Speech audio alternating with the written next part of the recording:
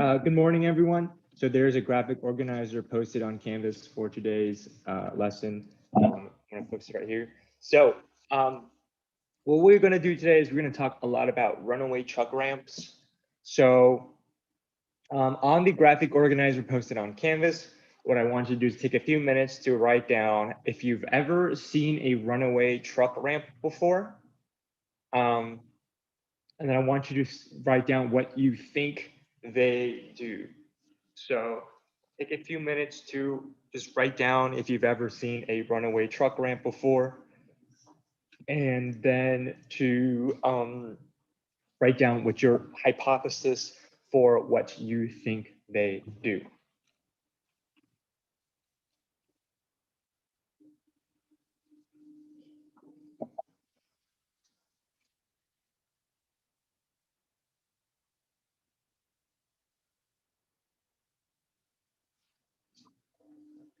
Once again, here's the link again. So once again, on the graphic organizer posted on Canvas, what I want you to do is I want you to write down if you've ever seen a runaway truck ramp before. They're usually located on freeways. And I want you to write down what you think they do.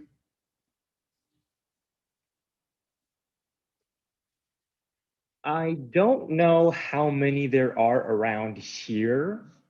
There is quite a few more on like the Highway 5, if you've ever driven down LA. I don't know how many there are around here, but if you have seen it, I would love to hear what you think. So just write down if you've ever seen a runaway truck ramp before. Oh, here. And feel free to share your answers with me. I'm always curious to hear what you think. Or if you've ever seen them before.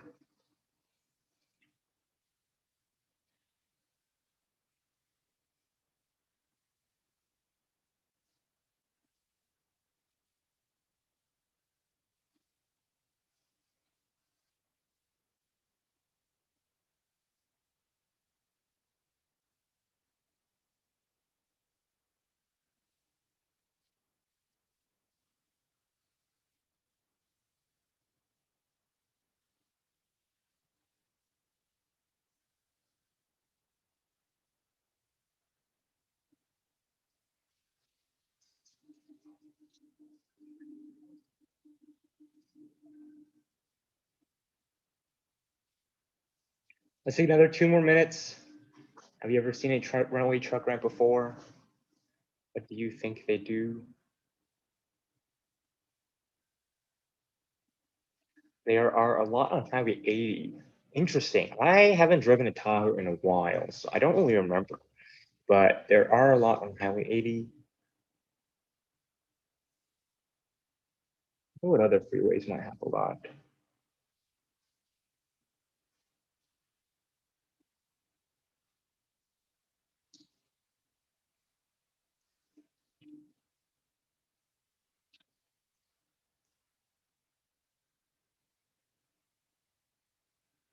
Take 1 more minute.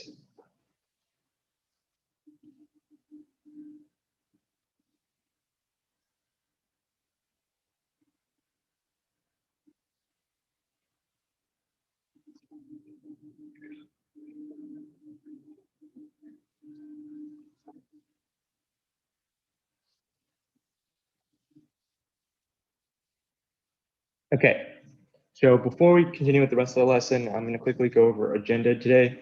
So we're going to be covering something, we're going to be covering forces and angles. So that's going to involve a lot of runaway truck ramp analysis. So that's sort of what we're doing today. Due dates, finish your force data analysis self-assessment, hopefully by this Thursday, Friday. The second one is the main assignment for this particular lesson. Don't worry about it yet. I don't even know if we'll get to it today. So the due date for that is TBD. We'll see if we have time to start it today, but I don't know if we will. We'll see. So yeah, it should be pretty chill, otherwise work-wise, for at least the next few days. Okay, so what we're going to do today is we are going to examine runaway truck ramps. We're going to examine what are they, and we're going to examine how they work.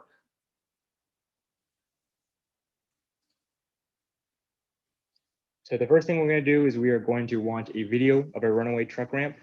And on your graphic organizer, I want you to write down what do you observe and how do you think this ramp works.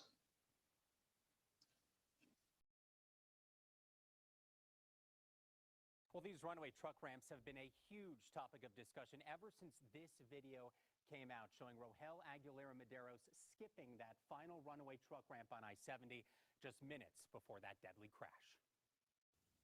Definitely had my adrenaline going.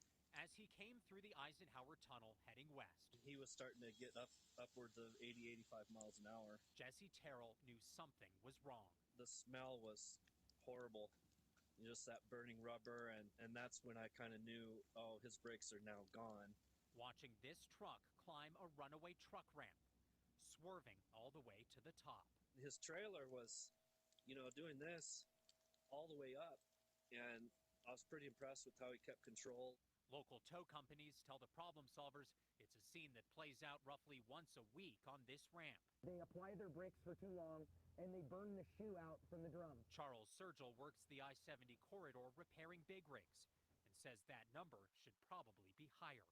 And a lot of the drivers would rather come to a complete stop versus hitting one of those ramps and damaging their truck. Getting a tow out of one of those ramps is about $4,500, depending on how deep it is, depending on the damage. It's expensive. A cost he tells truckers is well worth the lives that can be saved. Absolutely, yeah. It's better than hurting people. In any way possible that we can assist and keep the highway safe, that's what we're going to do. We need to tell these drivers that they need to use the ramps. Stop trusting their brakes when they're smoking. Jesse Terrell is glad this trucker made the choice they did. If not, at the bottom of that hill, there's a really sharp turn right over the Silverthorne Bridge, and he would not have made it. Now, State Patrol says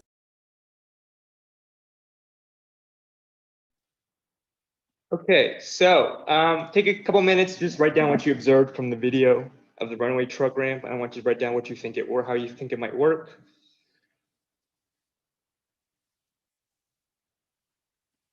There's one on Highway 80, and that is just a lane of gravel next to the freeway. That is very interesting. Very interesting. Very interesting indeed. There are a lot on the Highway 5 that I know of when you're driving in LA, especially when you get to the Grapevine. So you'll see a lot of these when the road, the freeway is really hilly, when there might be a lot of sharp turns. Yeah, so just take a minute to write down what you observe and how you think this ramp would work.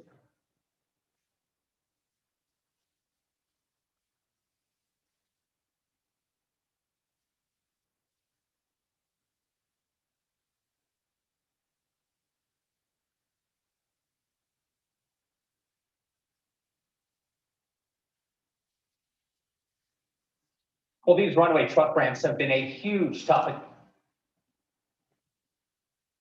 Okay, so hopefully that was enough time for you to just quickly jot down your observations. So the purpose of a runaway truck ramp is to safely stop trucks with brake failure. So on a lot of particularly downhill sections of the freeway, there are, well, sometimes these slopes can be very, very steep. So trucks can accelerate to very high speeds. And sometimes what happens is their brakes can go out, and which means that they won't be able to stop safely. So when they are in that situation, when they're no longer able to stop safely, they may choose to enter a runaway truck ramp, which are just specifically designed to stop a truck safely. Now, these runaway truck ramps often cause a lot of damage to trucks, but it's sort of necessary in order to stop the truck safely, because trucks are very, very massive. And so it's very hard to stop a massive object moving fast. So the way they work is they use a lot of the times, so there are different sort of mechanisms of runaway truck ramps. Probably one of the most common ones is a combination of a ramp, an upwards ramp, combined with sand and gravel, sand or gravel. So the purpose of the ramp is that the ramp uses gravity to slow down the truck, right? Because the truck is going uphill. So the ramp will stop the truck.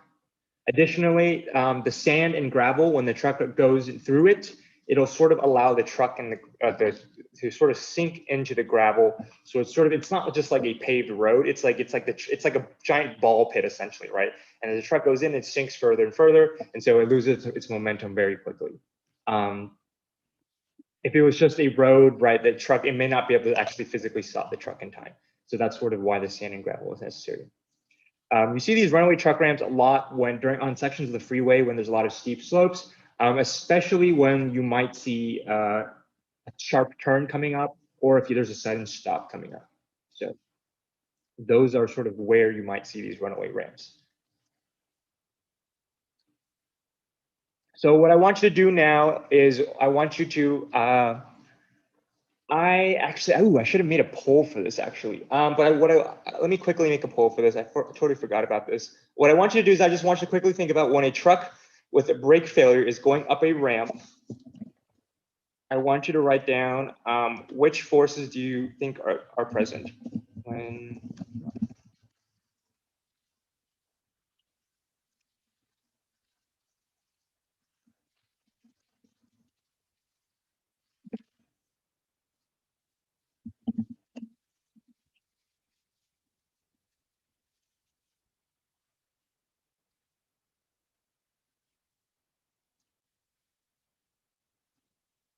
There we go. Okay, so when a truck with brake failure is going up a ramp, what forces do you think are present?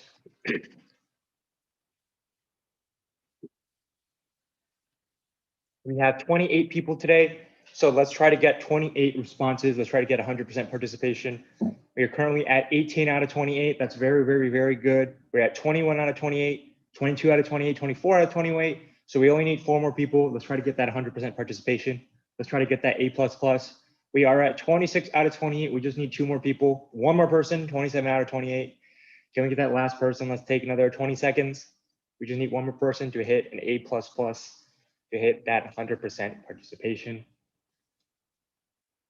Okay, so far what we have here is we have a,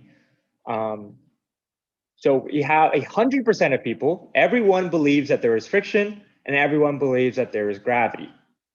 Most of us, around 80% of us, feel that there is some sort of normal force, and then about a third of us feel that there is some sort of applied force as well. So what forces are actually present here? The 3 forces that are actually present here are friction, normal force, and gravity. There is no applied force here.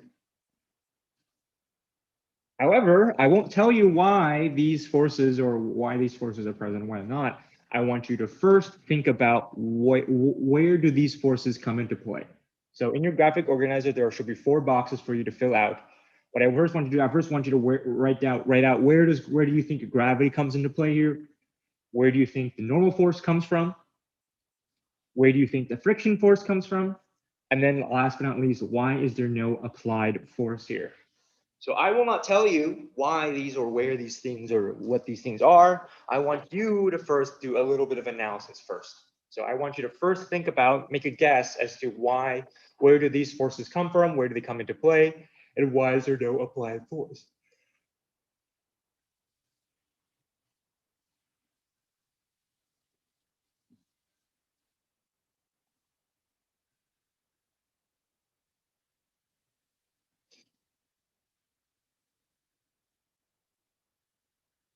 Let's take maybe 3 or 4 minutes for you to write out your ideas, your responses.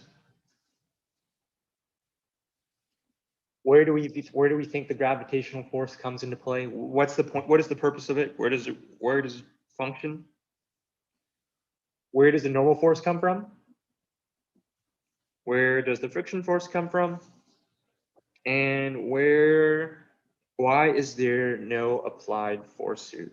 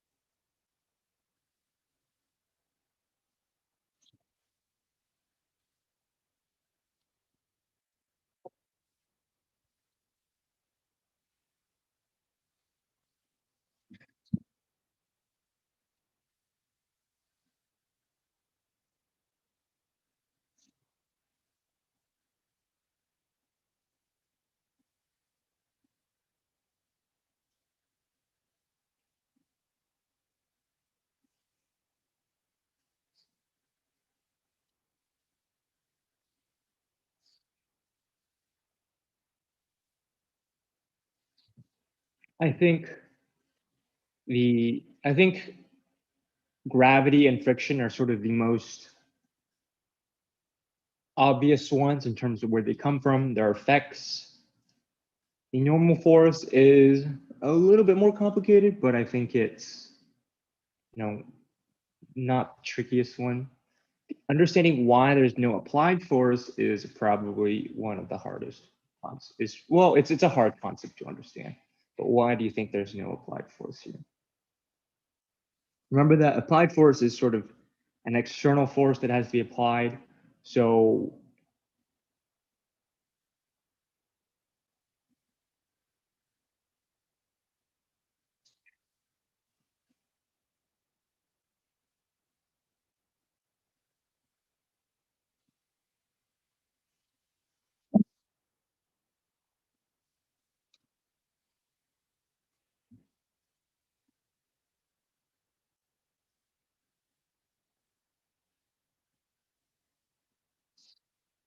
take another 2 more minutes.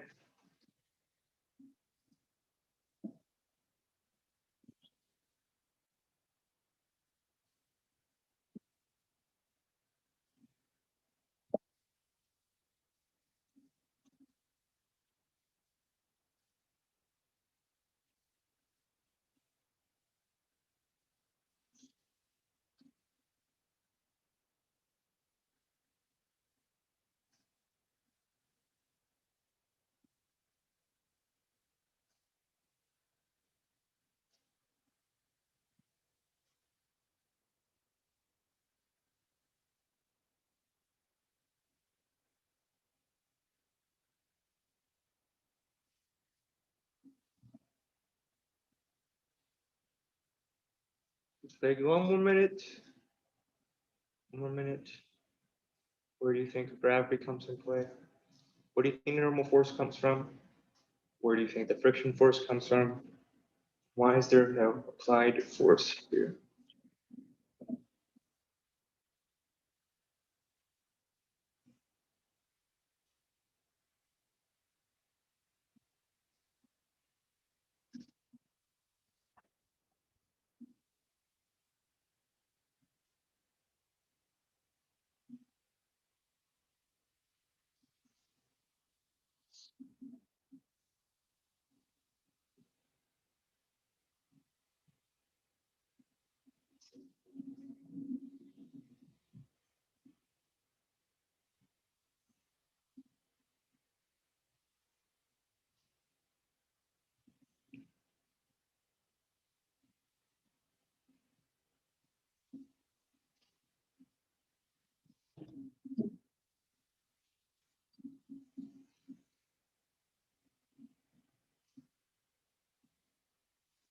Okay, so let's talk about where these forces come into play here. So as the truck is going up the ramp, right, gravity is going to be pulling it down, and that just effectively slows down the truck's velocity as it goes up. But that one I think is pretty straightforward, right? Gravity always works on every object, and an object going up a hill is going to want to be pulled down. Talk about the normal force. The normal force is exerted by the ramp to prevent the truck from going through the ramp. So anytime an object, pretty much anytime an object is resting on another object, that surface is going to exert a support force, because otherwise the object would probably just go through the structure, almost like a hot knife through butter, right? If there's a hot knife in butter, right, the butter is not really going to be exerting much of a normal force. So in this case, the ramp is going to exert a normal force to prevent the truck from just going through the ramp. What about friction? So friction is just from the gravel and or the sand, and that's just to resist the truck's motion, and they work to slow down the truck's velocity. So that's where friction comes into play. Why is there no applied force? So where would the applied force come from? Normally we might think, okay, what about the brakes, or what about the gas pedal? So, because those are probably the natural things that we can think of an applied force. I can't really think of anywhere else where there might be an applied force here, and most likely come to the truck. So why is there no applied force from the gas pedal? Well, if your truck is having issues braking, you're really not going to be pushing the gas pedal. So, and if your brakes aren't working, then your brakes aren't working, and so you can't really use those either. So the reality is the truck does nothing the truck can do. That's why it makes it so dangerous. And that's why these runaway ramps exist. Because there's nothing the truck can do. The truck, they can't brake and they're not going to touch the gas pedal. So they're sort of at the whim of physics. So that's where we can see sort of these four forces in action.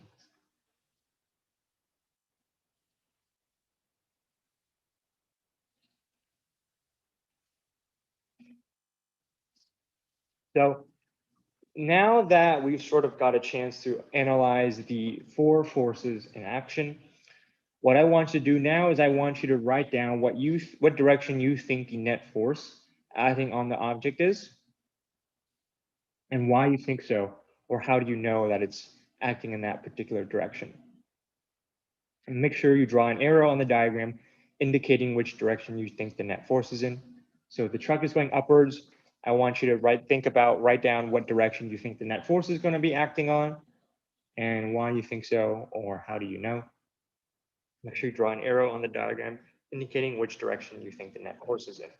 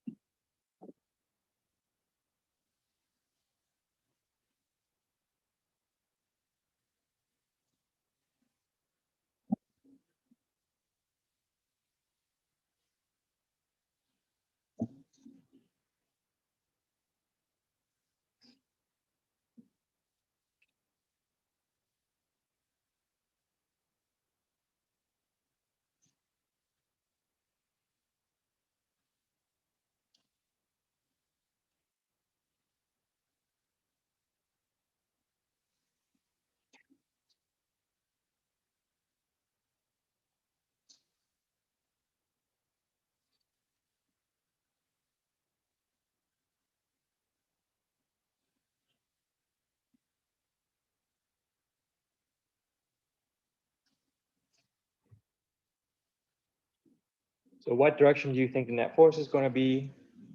Why do you think so? Or how do you know? And then draw an arrow indicating which direction do you think the net force is in. Another bit or two.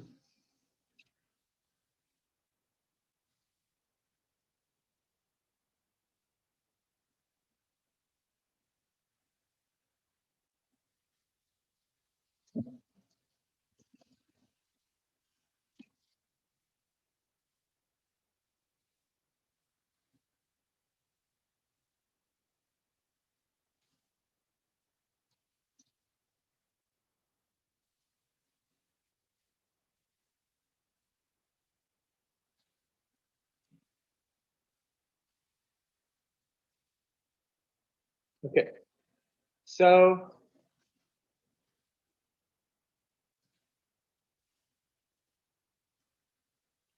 the net force on the object is going to be parallel to the ramp and going downwards. The reason why the net force is parallel to the ramp and going downwards is because the truck is going to be slowing down as it goes up the ramp, and this allows the truck to safely come to a stop.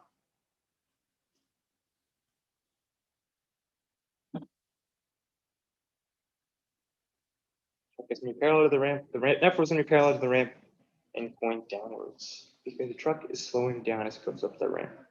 This allows the truck to safely come to a stop.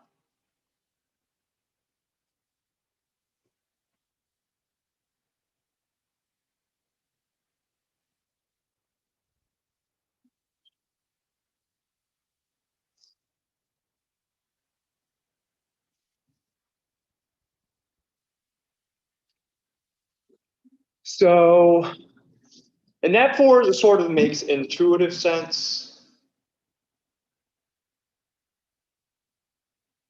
because the truck is going upwards and then it's going to be pulled down, and so it's going to slow down as it goes up. However, when we think about it, The net force is going to be parallel to the ramp. What this means is that the directions of all the other forces should cancel out so that only a net force parallel to the ramp remains. So on your diagram, I want you to add in arrows indicating where you think the directions for the following forces are: friction, normal force, and gravity.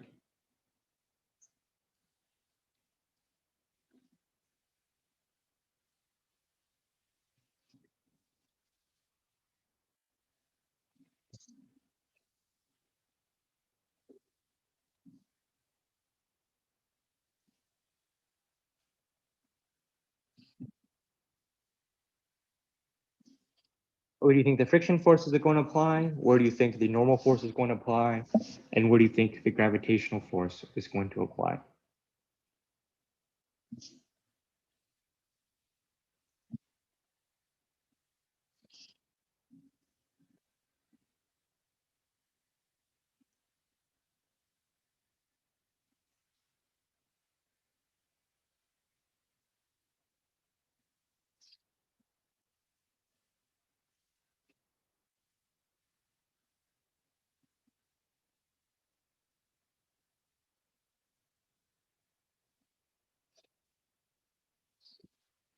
Let's take about another minute or two. Write down where you think, draw in arrows on your free body diagram.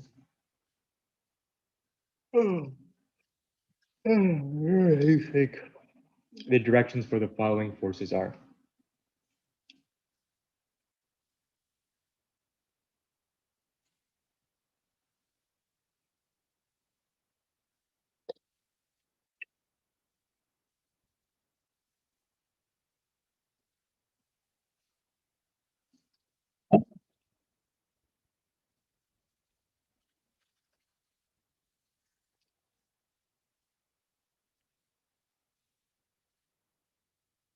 Okay, so this is sort of what how the forces are oriented in this particular scenario. Let's talk about some of the easier forces to conceptually grasp for here first. So there are three forces: normal force, friction force, and the gravitational force. I think the friction force is probably the easiest one to understand. The truck is going up the ramp, so therefore the friction force is going to be going down the ramp, right? Friction always opposes the direction of motion. So since the truck is going up the ramp, the friction force will be pulling the truck down. That I think is fairly similar, fairly understandable. The normal force and the force of gravity are going to be harder to understand. So the normal force is going to be perpendicular to the ramp, not straight up. It's going to be perpendicular to the ramp. Whereas the normal force is supporting the object from falling through the surface, and so the normal force is always perpendicular to the ramp.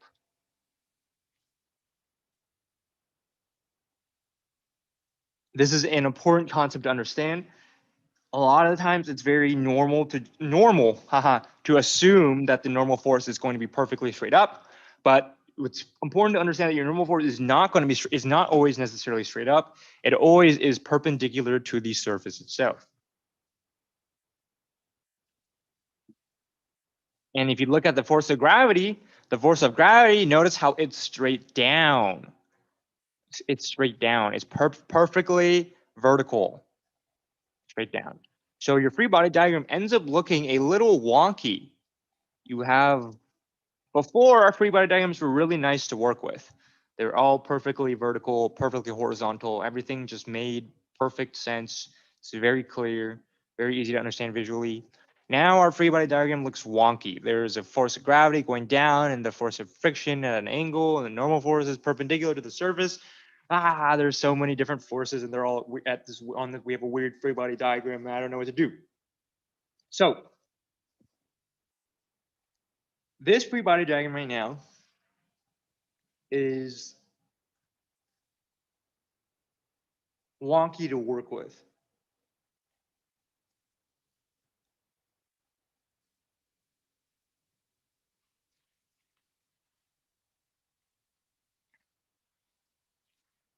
So in order to use this free body diagram, in order to make the most sense of it, I want you to write down your graphic organizer. I want you to strategize. I want you to determine what information you need in order to figure out the net force.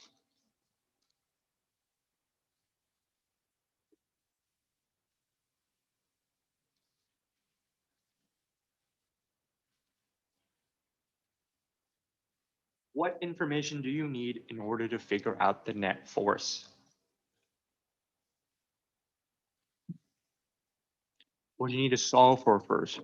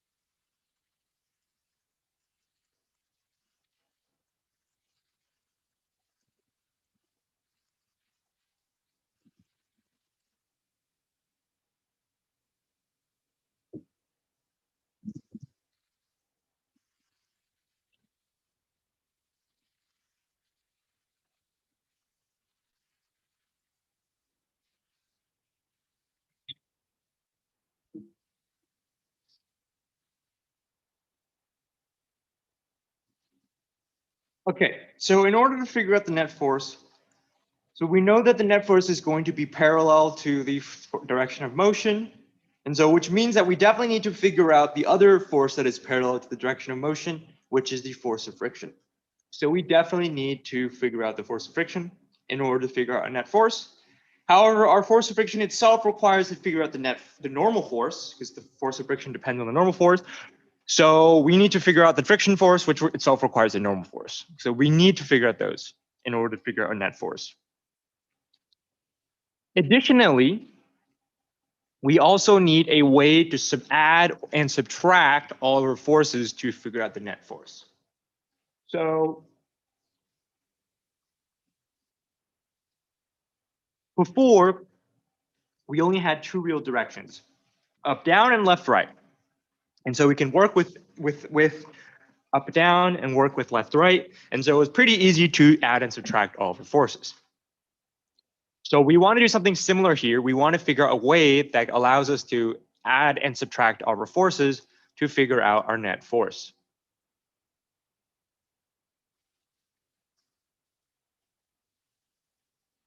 So how do you think you could try to figure out the normal force acting on the truck? What are some ideas you have?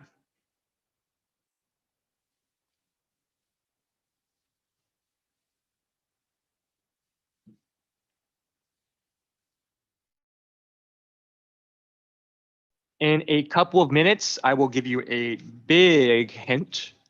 So I'll give you that in a couple of minutes. But I first want you to think about how you can try to find the normal force acting on the truck. Because we need to find the normal force in order to figure out the force of friction.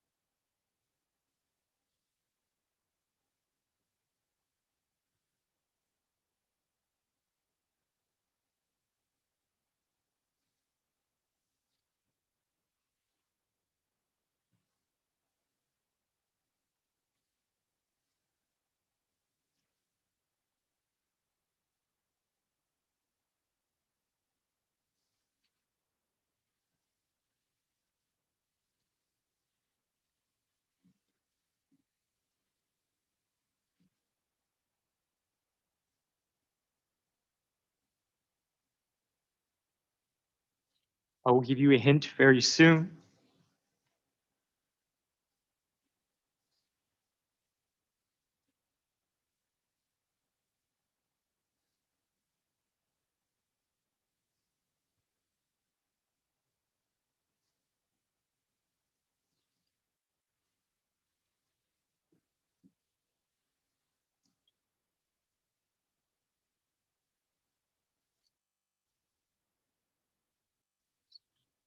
So the hint I will give you is something, something, something triangles, something, something, something trigonometry, something, something, something angles. So you have a triangle here, you have an angle here, you have some trigonometry that you know. Is there a way to figure out your normal force using a little bit of trigonometry?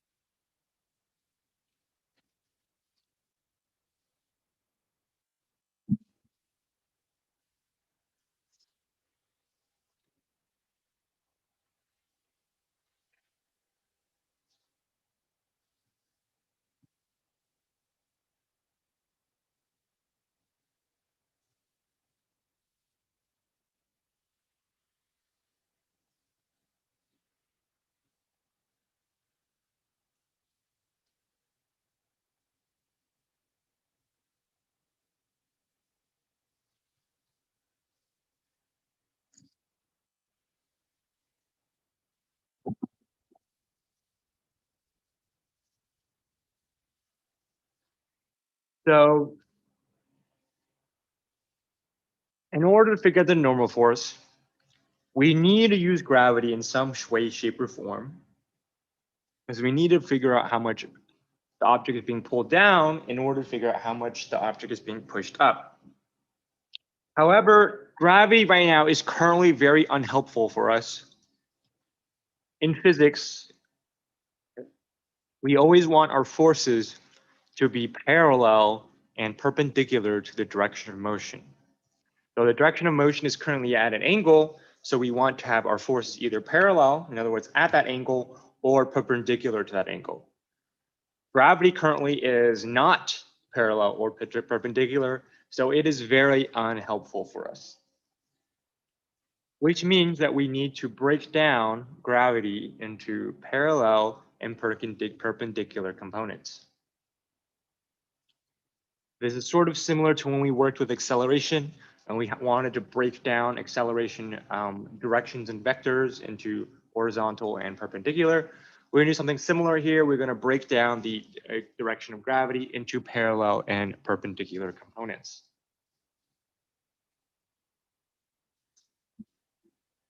Okay. So what I'm going to do here is I'm actually going to do it on the board now. At the same time, I'll have the other slide on the bottom. So, okay. So currently we have this triangle.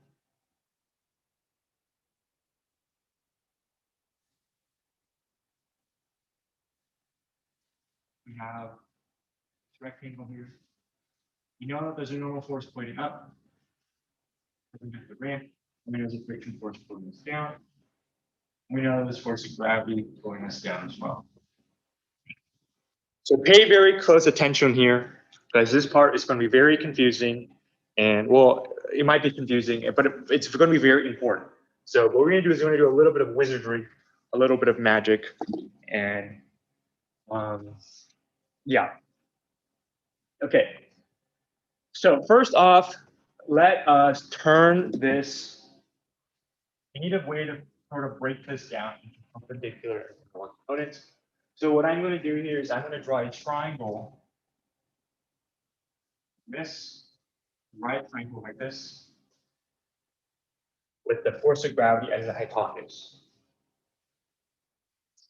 So this is a right angle. This side here, the way I've drawn this right triangle is that this is a right angle.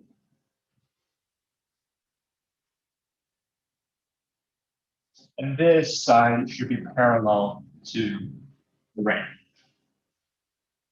So this side, let's call this, how to draw this out here. This side right here is perpendicular.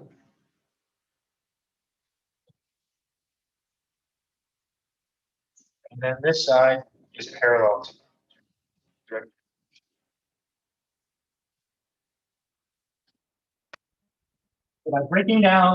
By drawing a specific right triangle here, we can break down our force of gravity into a parallel and perpendicular components of motion. So how do I figure out how much the force of gravity is acting in either one of these directions? Well, this is where we bring in our knowledge of trigonometry. Okay. So for starters, this angle is theta, and this angle, right angle. So, which means that this angle plus this angle is 90 degrees. Which means that this angle plus this angle is also 90 degrees. So this angle is going to be the same as this. I'm sure, there's also like some, what is the word? Some like alternate interior angle or something like that. I don't remember what it is. But if I were to draw this out, if let's say I were to draw this out in a triangle here. So this angle is theta. So this angle is 90 degrees minus theta. Which means that since these two angles add up to 90 degrees, this is the right angle, this also needs to be theta.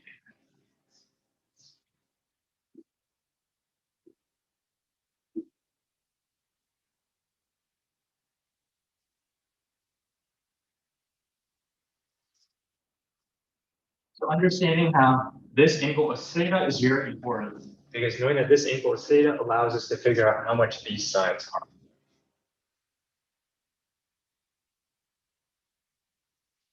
So if we have the hypotenuse side being mg, that means we know that this side should be mg cosine theta, and this side should be mg sine theta.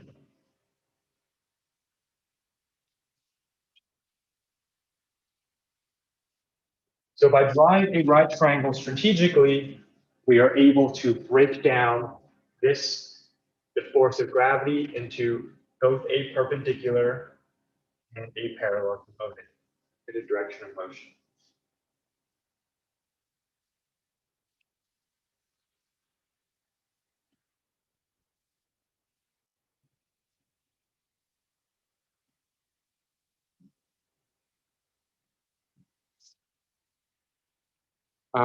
Does this make sense? Does anyone have any questions about this? This is very important. The understanding how to get energy sine theta and energy cosine.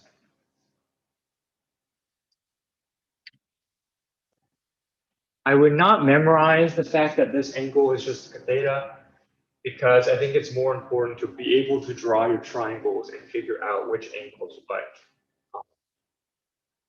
in order to figure out how long each side is going to be.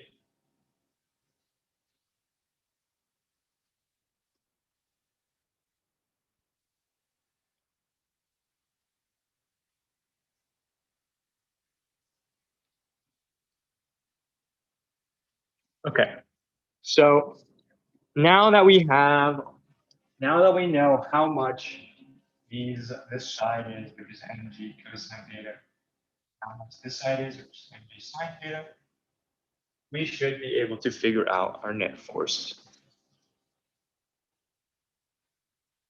So I'm going to give you maybe 5 or 10 minutes or so to try to figure out the net force.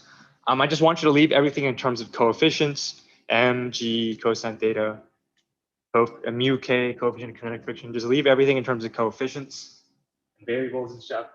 And I want you to try to solve for the net force. If you have any questions about how I got beta, just let me know. I'll try to explain them a little better.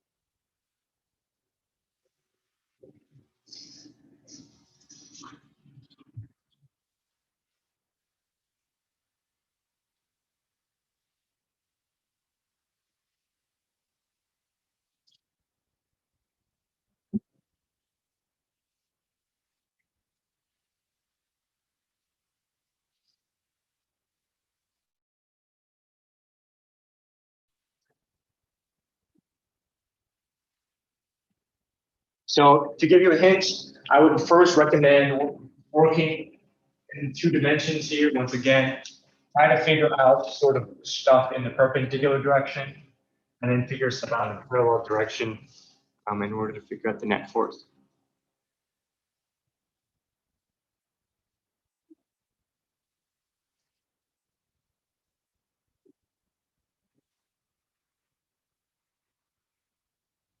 Sorry, my shirt is stuck.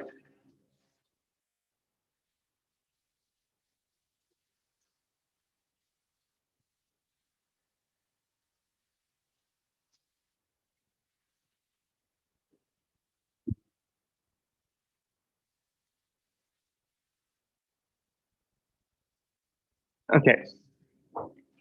So let's pick up the net force for this problem. So the net force in the y direction, I'm going to start using instead of writing out this as a net force, I'm going to start writing this out as sigma f. So this sigma means the sum. So the sum of all forces in the y direction is equal to the mass times the acceleration in the y direction. So in other words, the net force in the y direction, which just sort of is just the same thing as the sum of all forces in the. Actually, no. Y is actually very bad here. No. Let's call this the sum of all forces in the perpendicular direction. F perpendicular. So the net force in the perpendicular direction is the same thing as the sum of all forces in the perpendicular direction, or sigma f. And that is the same thing, and that is equal to our mass times our acceleration in perpendicular direction. Now, our truck is not accelerating in the perpendicular direction, right? It's not going like above the ramp, it's not going through the ramp.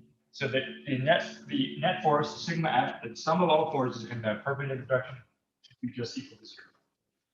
So the sum of all forces in the perpendicular direction should be 0. Because the truck is not going above the ramp. So now we just need to identify what are all the forces acting in the perpendicular direction. So all the forces acting in the perpendicular direction is the normal force, which is going up, and then the gravitational force cosine theta going down.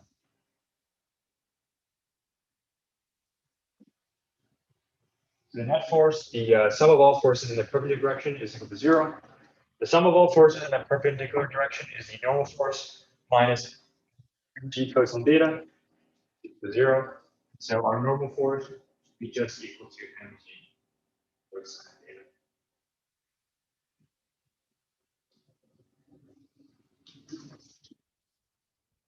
So now this allows us to work with our net force to try to figure out our net force, overall force in the parallel direction. So the net force in the parallel direction, this is equal to the sum of all the forces in the parallel direction. Sigma s.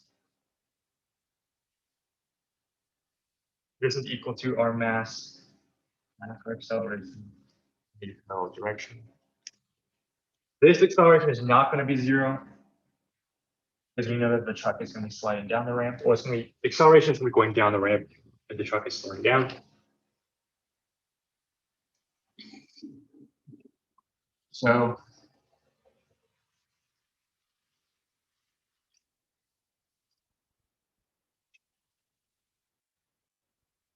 the sum of all the forces in the parallel direction is the force of friction plus mg sine theta. They're both going the same direction. So the force of friction plus mg sine theta is the sum of all forces in the parallel direction, our net force in the parallel direction, and that'll equal our mass, so our acceleration.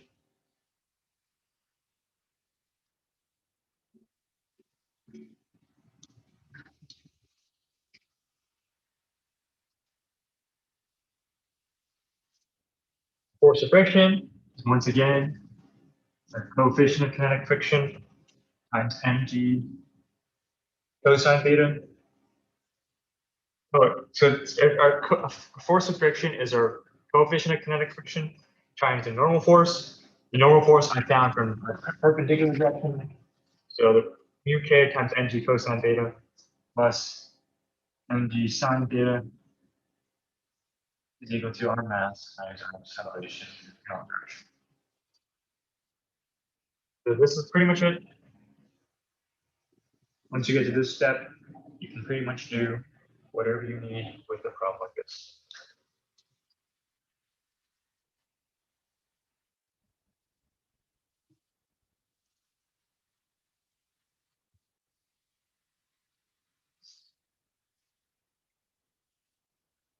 So in summary, you're going to want to try to break down the forces in your two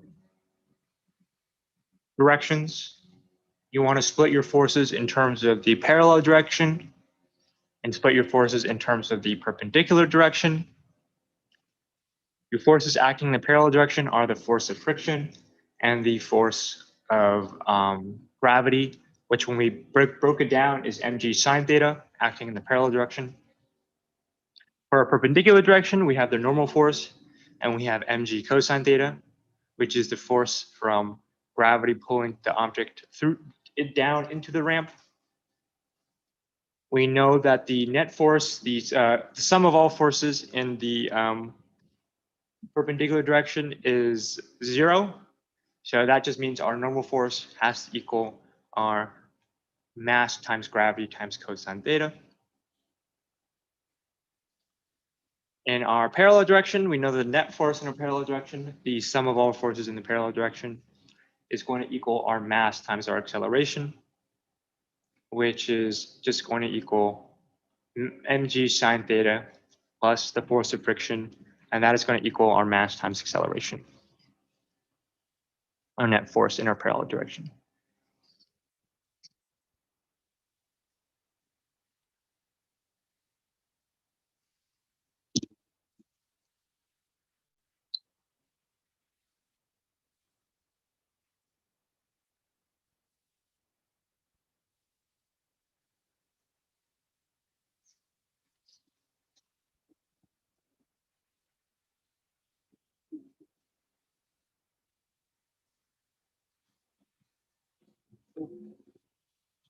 Okay, so we're going to do one practice problem before we finish up. So there is a truck. Basically, this problem here, it's just the same problem we've done previously that we just did, sort of, just with some numbers instead. So there's a truck with a mass of 1,000 kilograms, and that's allowed to slide it down a ramp angled at 30 degrees with a coefficient of kinetic friction of 0.5. And we want to find out what the acceleration of the truck is. So what I want you to just be careful is that the truck this time is sliding down the ramp. It's not going up the ramp. So keep that in mind when you try to figure out where your forces are going. But let's just try to figure out what the acceleration of the truck is.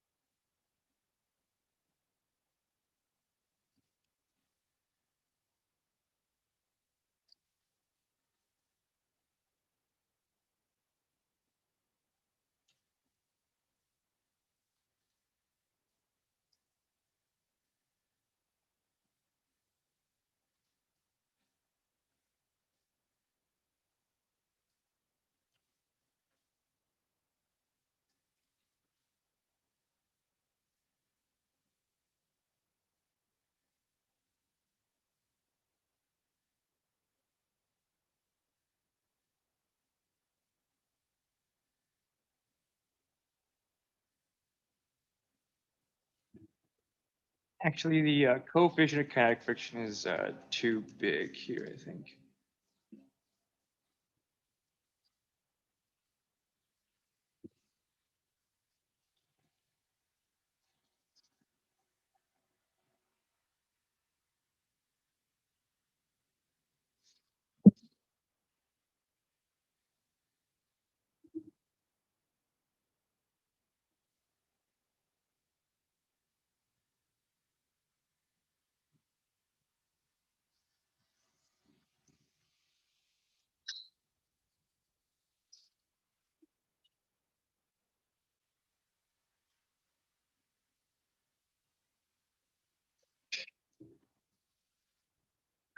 So in the interest of time, I'm just going to quickly just work through it on the board here. So I drew a diagram. The truck is sliding down here. So let's just first quickly draw a free body diagram for the truck. So since the truck is sliding down the ramp, there's going to be force of friction pushing up the ramp. The force of gravity is going to be pushing the truck directly down.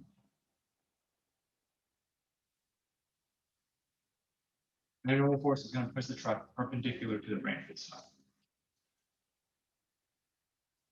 Now, once again, we can break down the force of gravity into perpendicular and parallel components. So, side perpendicular is going to be mg cosine theta, and this side parallel is going to be mg sine theta. So this gives us all the information we need to do and what we need in order to solve this problem. So our net force in the perpendicular direction, in other words, the sum of all forces in the perpendicular direction is equal to its mass times acceleration. However, the truck is not accelerating up or down above the ramp, so this is going to be 0. The only two forces acting in the perpendicular direction are the normal force and the force of gravity. So we now know our normal force is mg cosine theta. So now in this problem, in a parallel direction, once again, we're going to have our net force. This is going to equal the sum of all forces in the parallel direction. This is going to equal our mass times acceleration. Sum of all forces in parallel direction is going to be our force of gravity pointing down, or going down the ramp, so mg sine theta. However, this time the force of friction is not in the same direction as the force of gravity. It's actually opposing it. So mg sine theta minus force of friction is equal to our mass times acceleration. So figure this out. Mg sine theta minus the coefficient of kinetic friction times mg cosine theta is equal to our mass times acceleration. The mass just cancels out the whole thing. So g sine theta minus uk g cosine theta is equal to acceleration. And so the whole thing should equal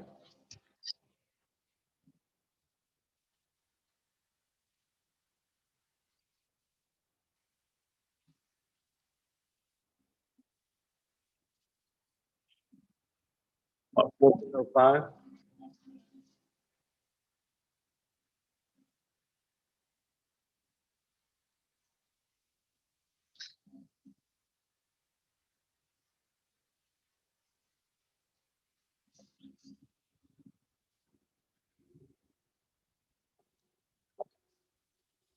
So this is a fairly challenging thing to do, being able to decompose forces into different directions.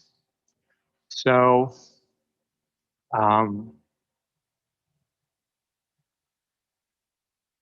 yeah, it's a fairly challenging thing to do. So for the rest of the class here, I just want you to quickly work through the exit ticket, which is on your graphic organizer here. I just want you to answer, why is the normal force not equal to the force of gravity for a truck going up a ramp or going down a ramp?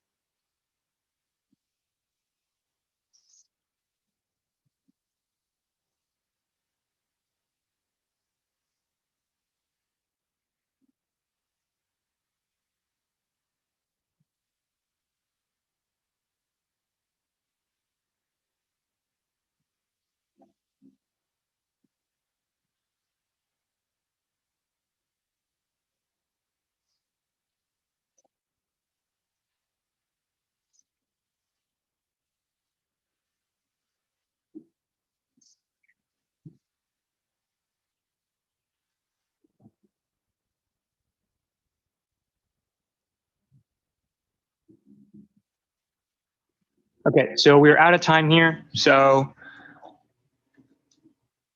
just gonna wrap up. You don't have any homework other than to finish the self-assessment. And make sure you do your Wednesday asynchronous participation survey for participation on Wednesday. Other than that, I will see you all on Thursday. That should be it. Thank you. Thank you. Thank you. Thank you. Thank you very much. Thank you. Thank you.